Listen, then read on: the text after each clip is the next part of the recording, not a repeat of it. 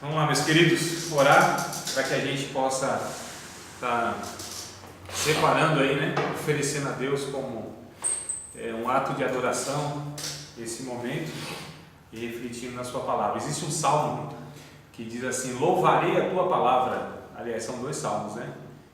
Que eu me lembro pelo menos. Eles dizem isso: louvarei a tua palavra. A forma de adorar a Deus também é quando a gente se reúne e a gente reflete sobre a palavra de Deus. Isso é um ato de adoração a Deus, né? Então bora lá orar.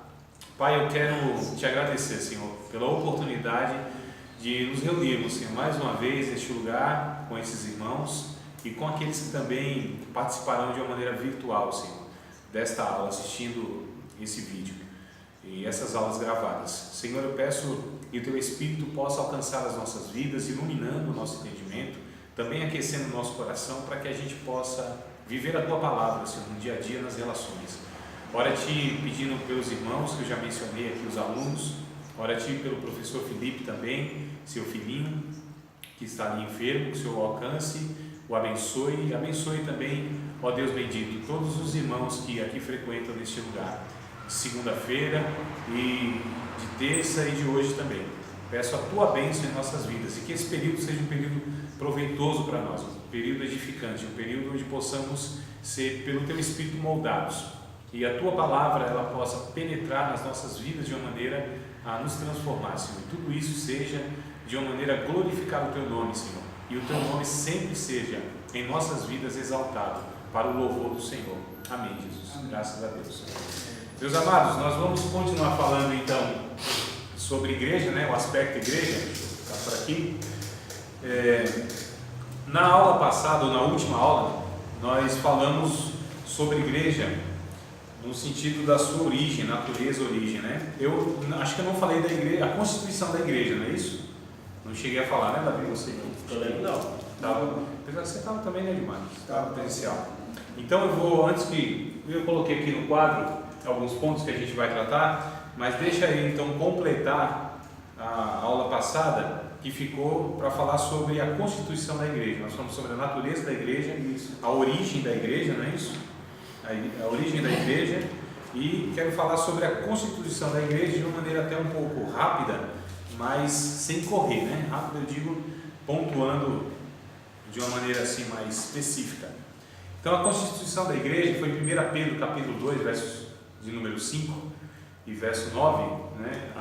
Pedro ele vai dizendo ali, a igreja ela é constituída então de pedras vivas, ou seja, de pessoas, né? Então, 1 Pedro, capítulo de número 2, versículo de número 5, Pedro ele diz: olha, vós como pedras vivas sois edificado casa espiritual para oferecer a Deus sacrifícios, né? Agradáveis a Deus por meio de Jesus Cristo. Então, a igreja, quando a gente pensa em igreja, a gente precisa tirar da nossa mente. Eu estou batendo nessa tecla porque eu acredito que a gente precisa, vez por outra, fazer esse exercício. Quando a gente fala de igreja, a gente precisa tirar da nossa mente que é um prédio, que é uma construção, que é um local, né? A igreja ela é constituída de pessoas que são salvas, regeneradas, lavadas e remidas pelo sangue de Cristo, resgatadas pelo sangue de Cristo. Então, ela é constituída de gente, de pessoas. Acho que foi também Hebreus, capítulo número 10, verso 25, me ajudem aí, não estou lembrando agora exatamente, mas me parece que é isso. Hebreus 10, 25 vai falar a respeito da universal assembleia, né? A igreja do Deus vivo, as pessoas estão inscritas no céu. O verso 9 do Pedro ainda vai dizer que nós somos um reino de sacerdotes, né?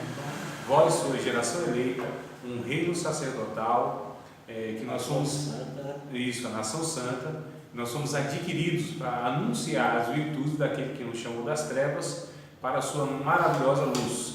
Então, bom, a igreja é constituída de pessoas salvas, regeneradas, né, pelo Evangelho, e então considerada como a nação de Deus, a nação santa, um povo adquirido com a finalidade de anunciar as virtudes daquele que nos chamou das trevas para a sua maravilhosa luz. Então, é o reino de sacerdotes. Essa ideia de que a igreja é uma religião que tem um sacerdote, como é a maioria das religiões que tem, primeiro que evangelho não é religião, não é mais uma religião e nem é religião. Evangelho, ele ultrapassa todas essas propostas religiosas que, no final das contas, elas têm a mesma lógica, né? Quando a gente analisa a estrutura das religiões, ela tem a mesma lógica. Ou seja, o relacionamento com o divino é sempre baseado no mérito, no crédito e no débito, né? No mérito e no demérito. Sempre num relacionamento com a divindade, nesse sentido de que a pessoa precisa de alguma maneira aplacar a ira da divindade para alcançar o seu favor. Então, o Evangelho não tem essa ideia não. Só o Evangelho tem o conceito da graça. Então, graça é um conceito exclusivo do Evangelho. Nenhuma religião do mundo, em toda a história humana, tem esse conceito de graça. Só o Evangelho tem isso. Então, só para que a gente vá aqui construindo essa ideia. Então, o Evangelho é uma proposta de recriação de Deus em Cristo Jesus. E, como eu disse, não é um reino, não é uma religião que tem sacerdote. É uma proposta onde todos, sem exceção, são sacerdotes de Deus. Ou seja, todos aqueles que pertencem ao reino, eles têm o privilégio de ser intercessores, né, dos homens, daqueles que ainda não conhecem Cristo, e intercessores uns dos outros. A Bíblia diz isso lá em Tiago, né, orar uns pelos outros e tal. Então a gente percebe que todos nós temos acesso a Deus. Naquela ideia de que Jesus, lá em Marcos capítulo de número 1, versículo de número 14, ele trouxe, quando ele disse assim: arrependei-vos, porque a vós é chegado o reino de Deus, né? O reino de Deus está próximo, crede no Evangelho. Eu falei isso na última aula, não lembro? Se falou, não lembro não. Falei. Bom, então vamos lá, mesmo que eu falei ninguém lembra, nem eu nem vocês, a gente fala de novo.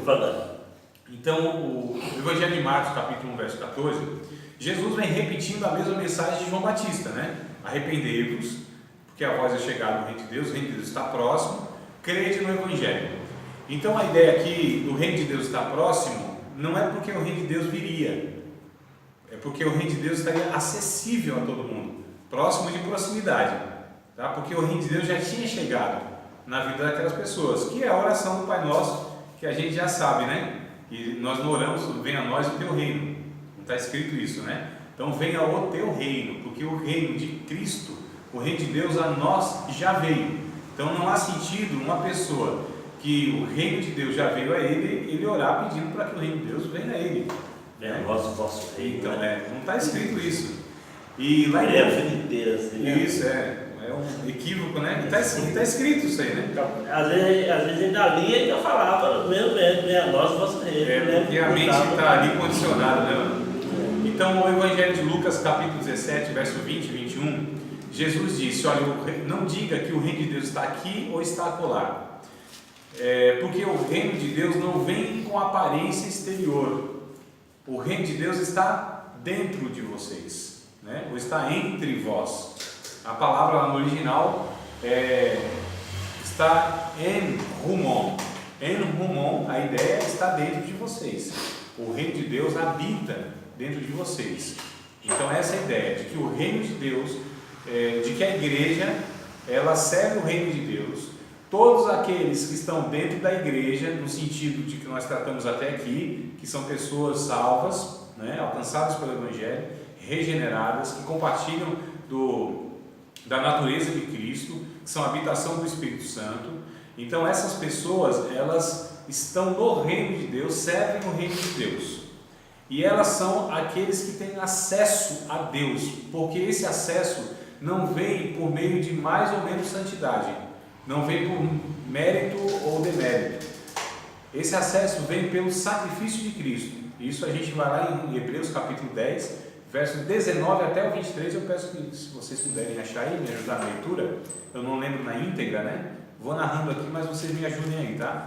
Então, tendo, pois, irmãos, ousadia, vai entrar nos santuários, capítulo 10 de Hebreus, verso 19 ao 23.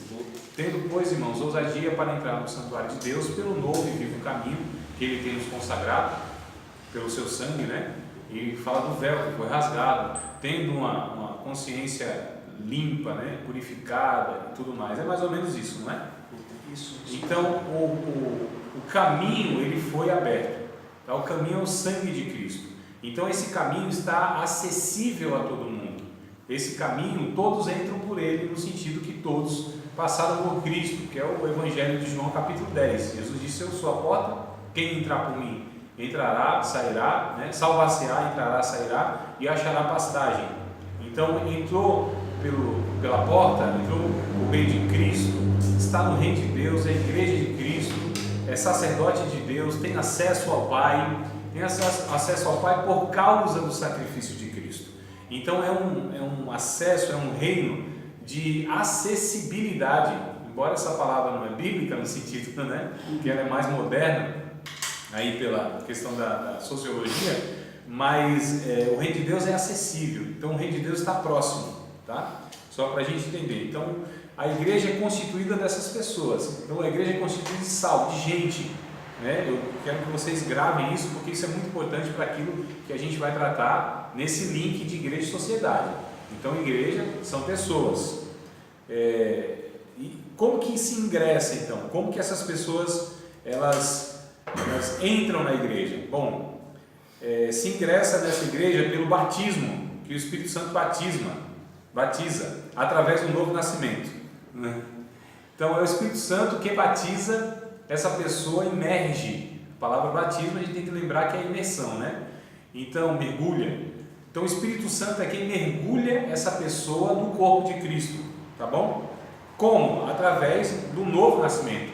Então João capítulo de número 3, versículo de número 3 até o versículo de número 8, vale a nossa leitura, e eu quero ler com vocês, para que a gente entenda João, o Evangelho de João, né? Como disse um irmão, há bastante tempo atrás, quando eu falava assim, o Evangelho de João, ele fala assim: não, professor, o Evangelho não é de João, o Evangelho é de Jesus. Aí eu falava: tá bom, meu irmão, então vamos fazer o seguinte: Evangelho de Jesus segundo escreveu João. Aí beleza. Ele falou: não, aí tá certo. Então ó, Evangelho de Jesus segundo escreveu João, capítulo 3, verso 3 ao 8, olha só. Jesus respondeu e disse-lhe: na verdade, te digo que aquele que não nascer de novo não pode ver o reino de Deus. Disse-lhe Nicodemos: como pode um homem nascer sendo velho? Porventura pode tornar a entrar no ventre de sua mãe e nascer? Jesus respondeu: na verdade, te digo que aquele que não nascer da água e do Espírito não pode entrar no reino de Deus. O que é nascido da carne é carne, e o que é nascido do Espírito é Espírito, ou seja, são naturezas que não se misturam, né? Não te maravilhes de te ter dito: necessário vos é nascer de novo. O vento assopra onde quer e ouves a sua voz, mas não sabes de onde vem nem para onde vai. Assim, né, ou seja, da mesma maneira, é todo aquele que é nascido do Espírito. Então, o Espírito Santo é quem ingressa esse nascido de novo no corpo de Cristo, mergulha ele, batiza ele no corpo de Cristo.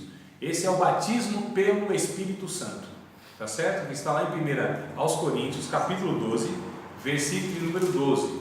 Então, esse é chamado de batismo pelo Espírito Santo. Tá bom? Então esse termo, essa preposição pelo é significativo. Então é pelo Espírito Santo que o novo nascido é mergulhado, é imergido no corpo de Cristo, né? É 12 e 13, tá? Eu falei 12 e 12, mas é 12 e 13. Me confirma aí, por favor. Pois em um só Espírito todos nós fomos batizados em um corpo, quer judeus, quer gregos, quer escravos, quer livres, e a todos nos foi dado beber de um só Espírito. 12 e 13. Então todos nós fomos batizados pelo Espírito Santo. Quando a gente lê a metáfora que Paulo traz do corpo, ele está se referindo à igreja de Cristo, né? Aos dons que a igreja de Cristo tem, que são pessoas, no caso aí, tá? A partir do verso 12 até o 28, Paulo ele se refere a pessoas, né? A pessoas que são os membros. Então ele traz essa metáfora aí do corpo de Cristo e ele diz que todos nós fomos batizados pelo Espírito Santo nesse corpo aí, tá bom? Então esse novo nascimento, ele não se dá, não é pelo sangue, não é pelo desejo da carne, nem pela vontade do homem. Isso é João capítulo 1, né? Verso número 11 e 12, vocês lembram do texto? Aliás, 11, 12 e 13, né? Então Jesus disse, lá em João capítulo 1, verso 11, 12 e 13: ele veio para o que era seu, e os seus não o receberam, mas todos quantos o receberam, deu-lhes o poder de serem feitos filhos de Deus, né? Saber, os que creem no seu nome, os quais não nasceram do sangue, nem da vontade do varão, né? Do desejo da carne, nem da vontade do varão. Então esse novo nascimento não é pelo sangue, ou seja, não é hereditário, tá certo? Não é de pai para filho. Esse nascimento não é do desejo da carne, ou seja, não é por mérito, né? Isso não se faz por obra. Então o novo nascimento não é o homem que principia isso, e nem é da vontade do homem, da vontade do varão, ou seja, também não vem por rituais. Mas o texto diz, mas é de Deus. Então é Deus que começa e que acaba esse processo de salvação. O homem não tem parte nisso, tá certo? O homem não entra aí. A Bíblia diz lá em Hebreus capítulo 12 que Jesus é o autor e é o consumador da fé, né? Ou seja, é Ele que principia e Ele que leva a cabo isso. Então é Jesus que faz isso, né? Esse novo nascimento. O homem não tem parte, mesmo porque o homem estava morto nas suas ofensas e os seus pecados. Quando a gente pega Efésios capítulo 2, verso 1 até o verso 7, se não me falha a memória. Aliás, nós deveríamos acabar todo o texto, né? Que o 8, 9 e o 10 é muito conhecido, né? Que pela graça sois salvos. Sois salvos pela graça por meio da fé. Isso não vem de vós, ou seja, isso o que? O novo nascimento não vem de vós. Tá? É a concordância nominal aí, então, hein? Não é a fé não, é o novo nascimento. Então o novo nascimento, isso não vem de vós. E nem das obras, para que ninguém se glorie, né? Mas Deus criou as boas obras de antemão para que nós andássemos nela. Então verso 8, 9 e 10. Mas no verso 1 ao 7, Paulo ele vai falar aos Efésios que todos nós andávamos segundo o curso deste mundo, mortos nas nossas ofensas, nos nossos pecados, e nós somos ressuscitados em Cristo. São termos semelhantes que ele usa aí, ressuscitados e vivificados em Cristo, né? Tem sinônimos, né? Sim, são sinônimos. E tem lá, ele coloca, pela graça sois salvos, né? Nesse trecho aí do 1 ao 7. Então a gente percebe que esse novo nascimento vem de Deus. A igreja é constituída de gente salva, de gente que tem a natureza de Cristo, de gente que compartilha, né, do caráter de Deus. Então, tendo isso, irmãos, em mente, nós vamos então agora entender qual é o papel da igreja. Quando eu digo igreja, é esse pessoal que nasceu de novo, porque não tem como nós exigirmos que uma instituição, só pela instituição, dê conta, tá certo, da missão da igreja. Então, quando a gente fala assim, lembra da primeira aula, qual é a missão da igreja? Lembra mais ou menos da visão? Manifestar o reino de Deus com a maior intensidade possível, aqui e agora. De uma forma visível, de uma né? forma visível, Sinalizar. E além. Isso. Então, o que acontece? Não é exigido das instituições religiosas que o reino de Deus seja sinalizado com a maior densidade, com o maior volume possível, não é? Isso é exigido dos salvos, aqueles que têm o caráter de Cristo, aqueles que são regenerados. Então é com essas pessoas que eu quero tratar, ou seja, dos regenerados. Eles têm todos os recursos, eles têm o Espírito Santo, têm a clareza da vontade de Deus, né? Tem que ter. Então é com essa igreja que eu quero trabalhar, quer dizer, a única igreja, que é a igreja de Cristo. E então essa igreja, olha só, ela precisa, para nós edificarmos uma igreja bíblica, estava falando com vocês no caminho lá, em tom de brincadeira, mas é muito sério. Porque edificar uma igreja, qualquer um pode. Agora, Jesus está edificando a igreja dele. Se a igreja de Jesus, se ele está edificando, então nós precisamos entender qual é a vontade de Jesus, para que a gente faça o quê? Aquilo que o Espírito Santo está fazendo, amados. Nós lemos João capítulo 3, verso 3 a 8. E o 8 vai dizer um negócio muito interessante. Que assim como o vento assopra onde quer e ouve a sua voz, né? Mas não sabe de onde vem nem para onde vai, assim, olha só, da mesma forma, é aquele que é nascido do Espírito. Quem é a igreja de Jesus? Quem são os nascidos de novo? São aqueles que são como o vento.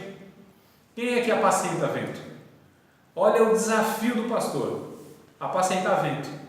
Quem é que segura vento? Não é? Quem é que manda em vento? Muito complicado, né, irmão? Então, assim, o que o líder, por exemplo, precisa entender? Ele precisa também ser vento, ou seja, nascido de novo. Ele precisa identificar para onde Deus está soprando, onde o Espírito Santo está soprando, para que ele vá junto. Né? Então, a igreja de Cristo é Ele que sopra, é Ele que edifica. Então, a gente vai falar sobre edificando uma igreja, então o pressuposto é que é a igreja de Cristo. Né? Então, a igreja é bíblica, se é de Cristo tem que ser bíblica. Igreja, ela tem que ser intencional, amados. A igreja não pode ser vamos ver o que vai dar. Vamos fazendo aí, vamos ver o que Deus faz. Não é assim. Vamos abrir uma igreja ali, que no lugar não tem, deixa Deus trabalhar. Vamos ver o que acontece. Queridos, nós precisamos ser intencional. Sabe por quê? Porque Deus é intencional. Não há absolutamente nada que Deus criou, que Deus faça, que não tenha um propósito definido, um objetivo claro. Não, nada. Deus não fez algo assim por fazer, né? Sem propósito. Não, tudo, todos os detalhes que existem na criação de Deus tem uma finalidade. A gente chama isso de teleologia. Então, teleologia é o estudo da finalidade das coisas. Deus criou o sol, a finalidade, as estrelas, a lua, o mar, tudo que Deus criou com uma finalidade específica.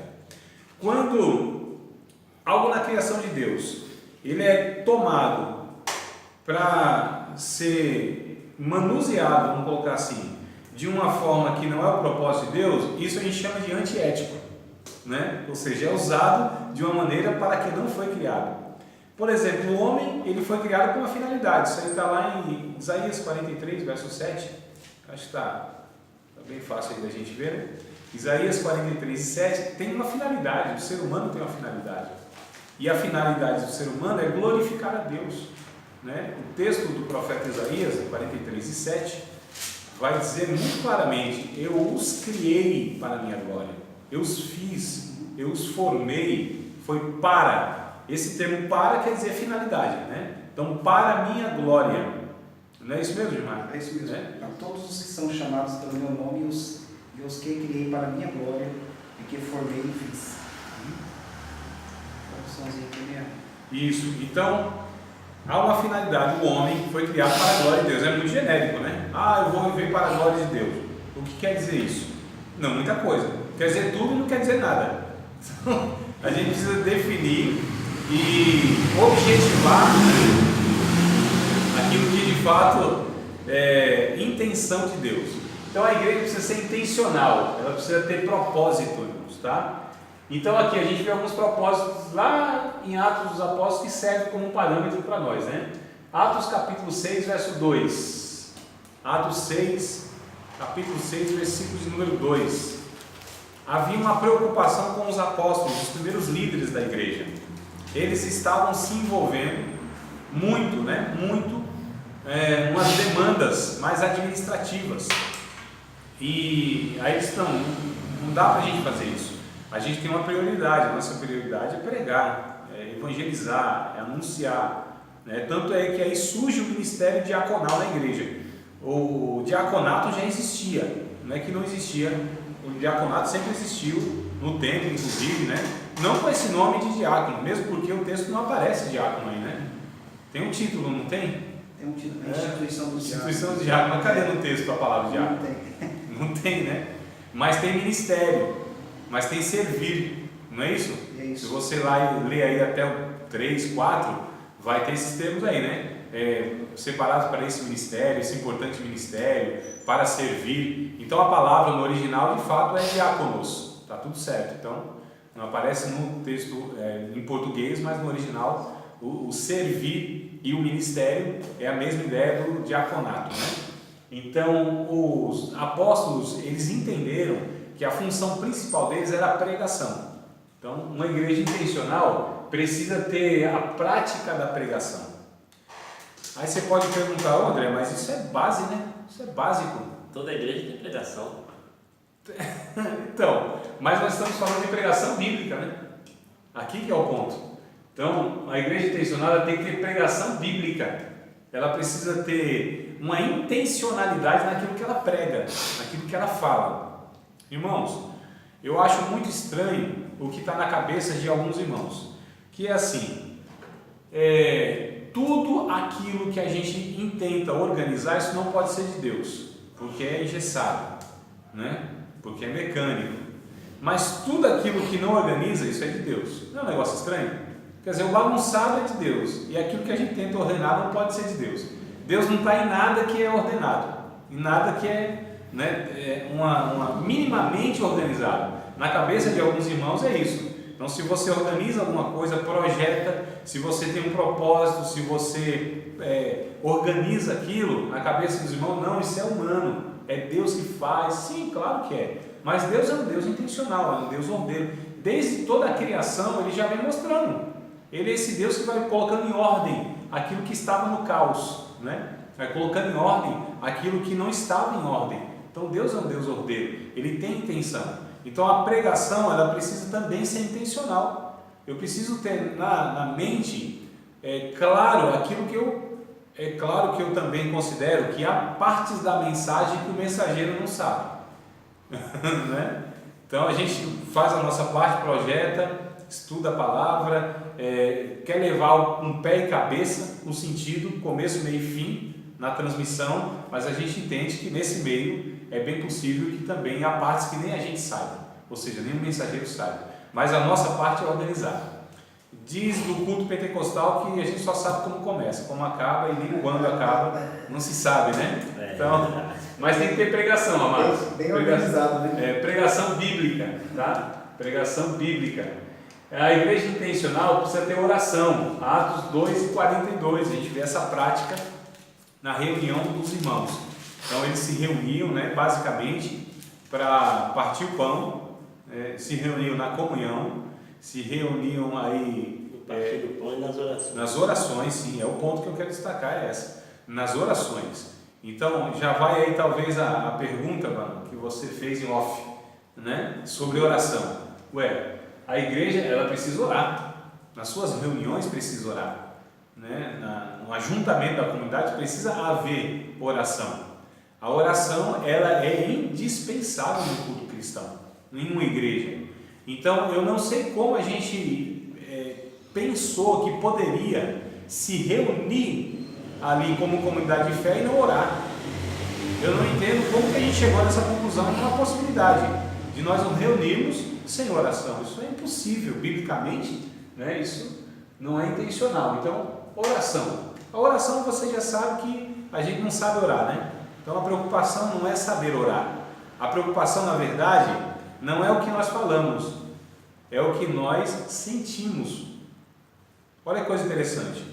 Deus, Ele não escuta a oração. Deus, Ele vê a oração. É diferente, né? O ver se inclui também o desejo do coração? Não só o desejo do coração.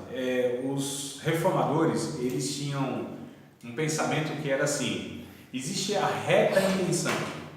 Então você tem uma intenção no coração, você tem uma pureza no coração, isso é reto, diante de Deus é reto, e é aí que Deus enxerga, é isso que Deus enxerga. Embora as palavras não consigam exprimir, aliás, quando a gente pensa que está orando bem, a gente não está orando bem. Essa parte que a gente não consegue expressar com palavras é nessa hora que o Espírito Santo ele intervém, que diz em Romanos, que ele nos intervém em oração, nos assiste.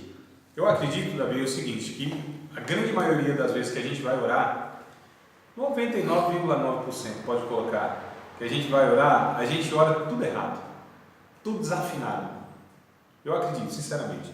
Quando esse 1% que a gente ora certo, é porque o Espírito Santo interviu lá, né, e trouxe a intercessão adequada. Mas essa oração toda torta, toda errada, ela sobe toda torta. Só que entre nós e Deus existe um diapasão. Sabe o que é um diapasão? Né? Aquele instrumento que afina, né? Que afina. Então, assim, entre a nossa voz e o trono de Deus existe esse diapasão, que é o Espírito Santo, que ele afina tudo isso, ele traduz tudo isso, ele interpreta tudo isso, o gemido da alma, né? Esses gemidos inexprimíveis, que eu não consigo expressar com palavras. Agora, é bom nós orarmos com consciência, Paulo disse, para frutificar a mente. Então a oração com consciência, ela frutifica a mente, não é? Mas a oração eficaz é quando o Espírito Santo gera isso em nós. E a gente ora, e ora bem, porque nós oramos no Espírito. Então, quando nós oramos no Espírito, nós oramos bem. E aí ninguém sabe orar como convém, mas o mesmo Espírito intercede por nós com gemidos inexprimíveis. Então eu tenho a plena convicção que eu não sei orar. E aí, qual que é a recomendação que eu dou para aqueles que perguntam como que eu devo orar? A gente precisa pegar uma referência que nós temos na nossa vida, que é Cristo, né? Então nós temos direito, Deus não se importa, Deus não nos repreende quando a gente põe tudo para fora, quando a gente desabafa, porque as orações que nós temos na Bíblia não são as orações de hoje. As orações que nós somos treinados a orar é sempre chegar diante de Deus adorando mesmo sem desejo de adorar, elogiando mesmo sem tendo de fato, né, essa gratidão no coração. Então a gente chega diante de Deus representando, né?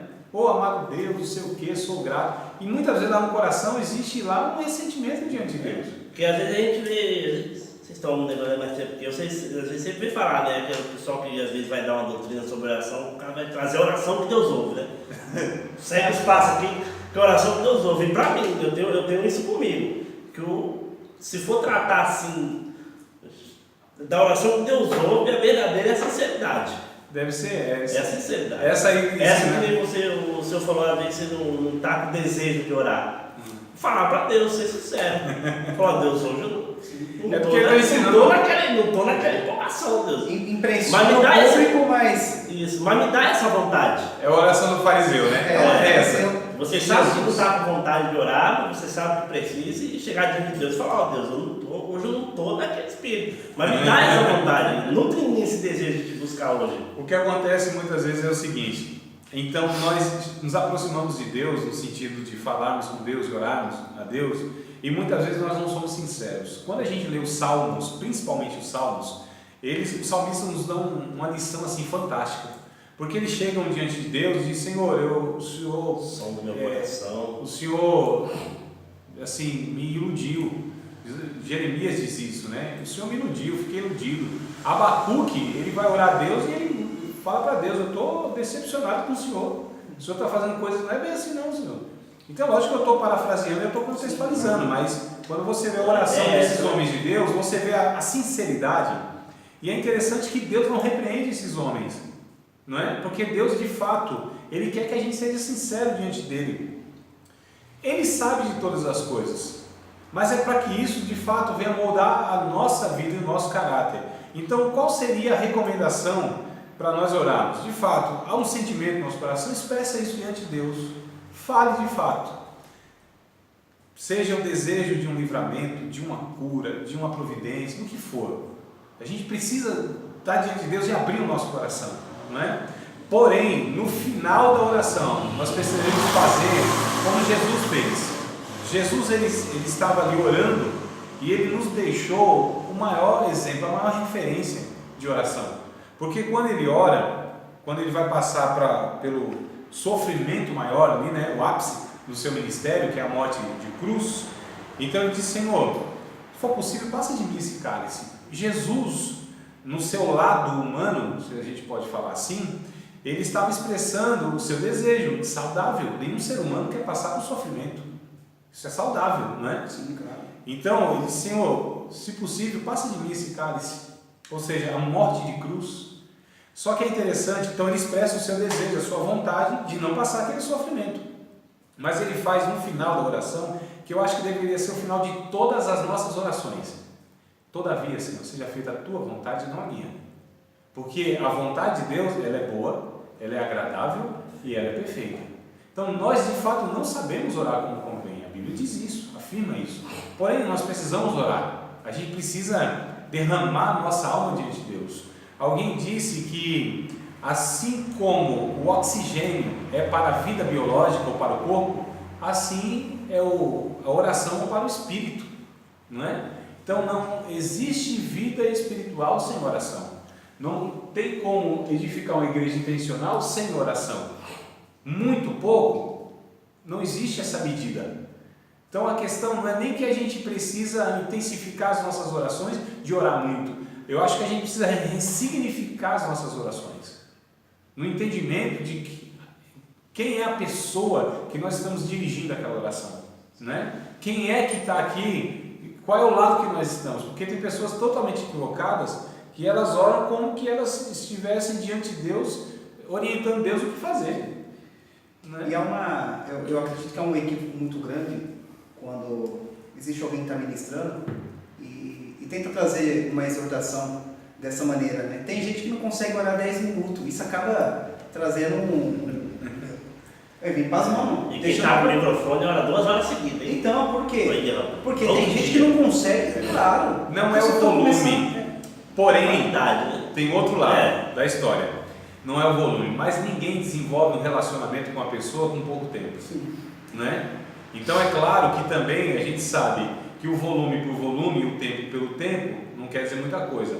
Agora, claro, amados, quando nós entendemos e quando nós vivenciamos esse ambiente, né, de comunhão com Deus, a gente entende que o tempo, de fato, quanto mais tempo eu gasto, quanto mais tempo eu invisto em comunhão com Deus na oração, a gente entende quão é precioso isso e a gente desenvolve um relacionamento, porque Deus é uma pessoa. É um desenvolvimento, né? E para uma pessoa nós precisamos dedicar tempo.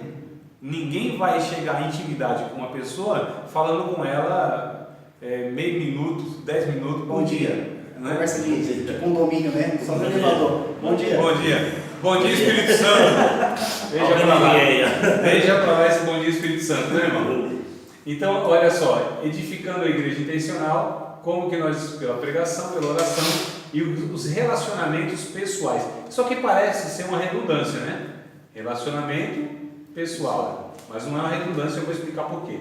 Então, nós edificamos uma igreja intencional com relacionamentos pessoais e discipulado, tá? Então, os nossos relacionamentos têm que ser pessoais, porque hoje nós temos, amados, um falso conceito de que nós podemos nos relacionar com multidão. Nós não podemos nos relacionar com multidão. Relacionamento é pessoal. Relacionamento requer, como eu disse, tempo, intimidade, contato, não é? E que a gente caminhe junto. E esses relacionamentos pessoais precisam ser de discipulado. Ou seja, eu não me relaciono com um irmão em uma igreja por me relacionar. Há um propósito nisso. E o propósito é de um discipular o outro. Tá certo? Qual é a finalidade do culto cristão? Paulo vai dizer isso em 1 Coríntios capítulo 14, verso 26. Ele diz, quando vocês se reúnem, por que vocês se reúnem? Qual é o motivo de vocês se reunirem? E quando vocês se reúnem, o que deve acontecer? Um tem salmo, um tem doutrina, um tem revelação, um tem língua, um tem interpretação. Faça-se tudo para a edificação da igreja. Então esse é o culto cristão. Capítulo 14 aí, Paulo ele vai ordenando o culto cristão e ele vai falando o propósito, né? Ou os propósitos do culto cristão. Então é edificação mútua, é discipulado.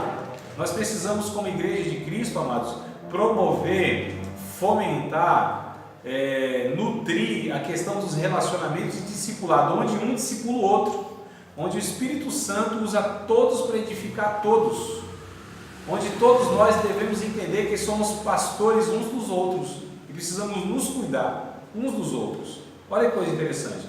Então os relacionamentos precisam ser pessoais. Eu preciso me relacionar e conhecer os irmãos, me preocupar com o irmão, saber o estado desse irmão de fato, não é? Aí é que está a questão. Uma coisa é você se preocupar, mas e no caso, quando aquela pessoa com a qual você se preocupa, por exemplo, no dia do WhatsApp, você manda lá um bom dia, ô irmão, no privado, tudo bom? Como é que tá? Tudo bem, irmão, graças a Deus. E aí, como é que faz com isso? Tá indo.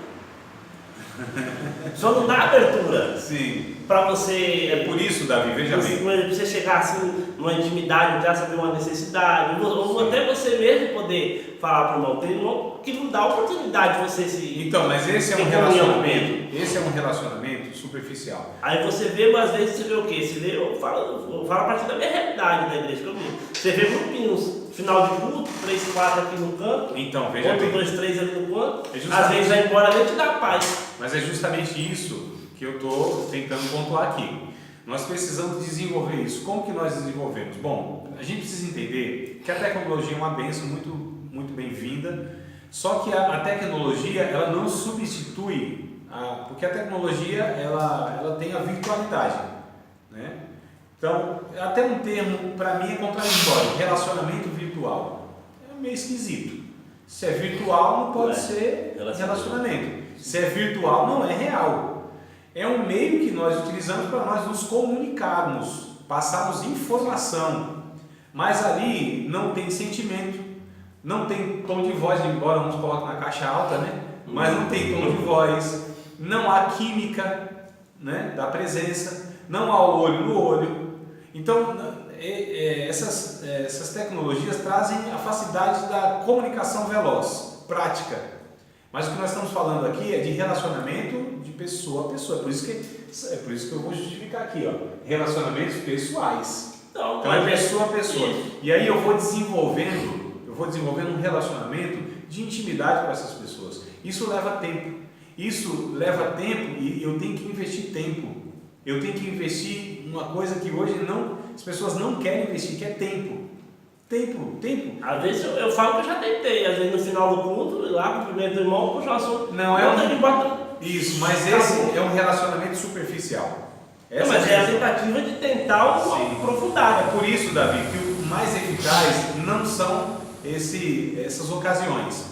O eficaz é eu ter esse contato pessoal fora da multidão, entende? E é claro que eu não vou ter condição de me relacionar com todos, né? Uma igreja de 100, 200, 300, 500, 1000, não tem como. Eu estou dizendo que todos nós, na medida do possível, não digo, mas na medida da naturalidade das coisas, eu vou me relacionando com irmãos. A gente vai se relacionando, como? Dentro e fora da igreja, principalmente fora da igreja, porque dentro da igreja a gente tem um relacionamento muito rápido, muito equivocado, muito cheio de máscaras, né? Um lugar que tem se tornado um lugar de representações, onde eu preciso estar bem. Então a gente pergunta para o irmão: e aí, irmão, tudo bem? Ele fala: tudo bem. A hora que ele falar está tudo mal, ou não está bem, ali muitas vezes não vai ser o momento, a situação, a ocasião para que a gente trate daquilo. Mas eu devo então saber que a minha vida com esse irmão não é só dentro da igreja, é fora. E aí eu preciso de alguma maneira criar um vínculo onde eu tenha acesso a esse irmão e a gente toma um café. Olha que coisa boa, não é? Tu concorda? Um café. Para comer, para comer melhor. Então, pronto, um café com pão de queijo, então, tá bom assim? Vai, melhorou já. O que eu quero dizer é o seguinte: nós precisamos fazer isso, ó, relacionamentos pessoais e discipulado, onde aqui nós vamos discipulando um ao outro. Precisa o quê? Paciência. Precisa perseverança. Parece que não é a mesma coisa, tá? Paciência, muita paciência, para que a gente caminhe com o irmão, para que a gente insista, para que a gente vá criando esse vínculo de amizade. A amizade ela é construída e exige tempo, investimento financeiro muitas vezes, não é? Num lazer, num passeio, alguma coisa assim, e perseverança, muita insistência.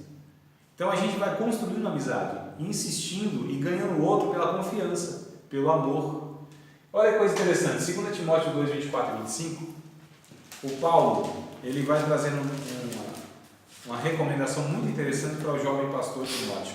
Ele disse: olha, ao servo do Senhor não convém contender, antes ser manso, apto para ensinar, não contenderam, né? Para ver se Deus dá o arrependimento àqueles que resistem.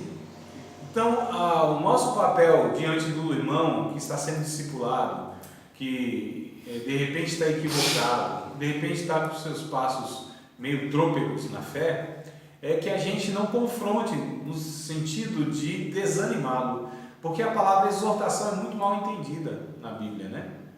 Ou aliás, mal entendida pelas pessoas, a palavra bíblica é de exortação. Exortar, alguns têm como autorização para ser ignorante, né? Para humilhar as pessoas. O exortar, a palavra no original é encorajar. Então, ao servo do Senhor não convém contender, mas ser manso, apto para ensinar. Olha só, aquele que encoraja, aquele que exorta, aquele que instrui, a todos aqueles que ele tem acesso. E eu só terei acesso às pessoas se eu tiver amizade com essas pessoas. E naturalmente as pessoas abrirão o coração para mim à medida que eu vou construindo esse relacionamento de confiança e de amizade. E o que é preciso ter aqui? Um profundo amor pelo ser humano, pelo irmão. Entende, mano? Isso, como que a gente desenvolve? Não é nesses relacionamentos rápidos. Muitas vezes não é numa sala de aula, é fora da sala de aula. Muitas vezes não é depois do culto, é extra-culto. É por isso que a vida cristã, irmãos, se dá dentro e principalmente fora dos cultos, desses ajuntamentos. Dentro e fora. A Bíblia diz em Atos dos Apóstolos que os irmãos, a igreja se reunia nos templos, nas casas, nas praças. Eles se reuniam em todos os lugares. E ali se dava a igreja. Ali se vivia a igreja. Nos templos, né, no descargo do templo, nos templos, nas casas e nas praças. Em todos os lugares. A nossa vida cristã, ela precisa ser na vida, em todos os ambientes. E aí a gente precisa construir isso aqui, ó, relacionamentos pessoais, que é o que a gente falou lá atrás, que a igreja precisa desenvolver o quê? Koinonia. A comunhão, não é? Fomentar esse ambiente de comunhão, onde o outro irmão entenda que eu me preocupo com ele, que eu quero o bem dele. Então, amados, isso de fato é a igreja bíblica intencional, há um propósito. Quando eu vou conversar com o irmão, eu não vou jogar conversa fora, não é? Embora a gente faça isso de vez em quando, que também não dá, né, irmão? Ninguém é de ferro, né? Mas eu me desanimo muito. Tem uma ocasião, eu vou contar como ilustração, tá? Não sei se de fato é ilustração ou se aconteceu isso. Vou contar como ilustração para não pecar. Não me comprometer. Né? Mas um rapaz crente trabalhava, né, no seu serviço lá com outro rapaz que não era crente, muitos anos, coisa assim de 10 anos mais ou menos. E esse rapaz não crente, ele fez a seguinte pergunta para o seu companheiro de trabalho, né? Disse assim: você acredita em inferno? Se o crente prontamente disse: claro que acredito. Inferno existe. Eu acho que você não acredita, não. Você acredita que as pessoas que não entregaram sua vida a Deus vão para o inferno? Claro que acredito. Aí ele falou: acho que você não acredita, não. Eu falei: claro que acredito. As pessoas que não servem a Deus, elas vão para o inferno, vão ser condenadas. O inferno existe, é um lugar real, de tormento e tal. Ele falou: não, eu não acredito que você acredita no inferno.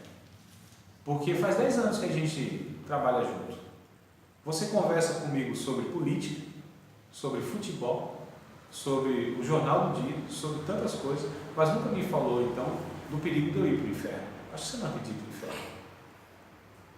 inferno. Né? Então, amados, a gente precisa entender que as nossas conversas precisam ser intencionais. Não estou falando de bitolagem, né, de fanatismo, mas nós precisamos. A Bíblia tem um texto muito interessante que diz assim: falando entre vós com salmos e cânticos espirituais, cantando com graça em vosso coração. Isso tem 2 textos, tanto em Efésios quanto em Colossenses. Efésios, me parece que é o capítulo de número 2, versículo 19, desde o 18 eu acho interessante nós lermos, mas eu acho que é o 18 e 19, não sei se o 20 também, né? Não vos embriagueis com o vinho que a contenda, mas enchei-vos do Espírito, não é isso? Efésios quanto? Capítulo 2, versos de número 18, se eu não estou equivocado, é isso mesmo, Gabriel? 2, 18, 18 porque... É 5, irmão, 5 e 18, desculpa. 5, 18, 19, acho que até o 20. Então, não vos embriagueis com o vinho que a contenda, mas enchei-vos do Espírito, falando entre vós com salmos, hinos, cânticos espirituais, cantando, salmodiando com graça no vosso coração. Lá em Colossenses também quase que repete, não lembro exatamente, mas lá quase que repete deve ser capítulo 2 ou capítulo 3, veja lá. Mas vai falar sobre isso, né? Ou seja, para que a gente fale uns com os outros, com hinos, cânticos espirituais, cantando, falando de Deus, falando de Cristo. Aliás, em Colossenses vai estar assim, acho que é 3,18, 3,16 ou 3,18. Habite em vós ricamente, 3,16, habite em vós ricamente, dependendo da tradução, vai estar abundantemente. Habite entre vós ricamente toda a palavra de Cristo. Aí ele vai repetir, né? Cantando, falando entre vós, tal e tal. A questão é que nós precisamos transmitir o Evangelho de Jesus. Nós precisamos ter os nossos relacionamentos onde as palavras que saem da nossa boca sejam palavras de vida. palavra que dê vida ao outro, palavra que Jesus disse, as palavras que eu tenho falado são espírito e vida, né? João 6,63, se não me falha a memória é isso, 6,63 João, Jesus disse, as palavras que eu tenho falado são espírito e vida.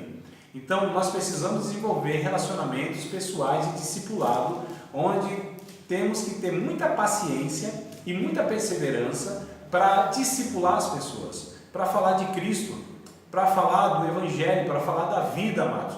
A palavra da nossa boca precisa ser palavra que dê vida, que promova vida, palavras de Cristo.